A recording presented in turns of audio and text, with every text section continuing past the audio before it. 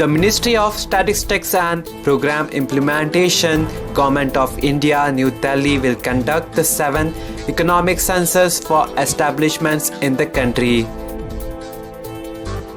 The fieldwork of the 7th Economic Census 2019 is currently in progress across the country, including Goa.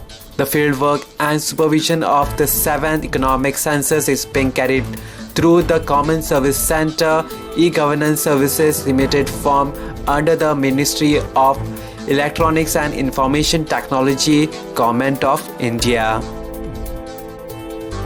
Under the economic census, house-to-house survey is being carried out by the enumerators appointed by the CSC through mobile app by strictly following all guidelines and social distancing measures issued by Ministry of Home Affairs with regards to COVID-19 pandemic.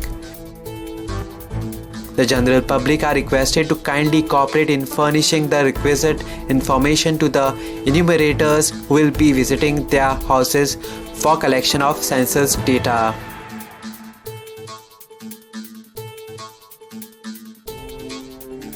Subscribe to Goa First News and Entertainment channel and click on the bell icon and never miss any update.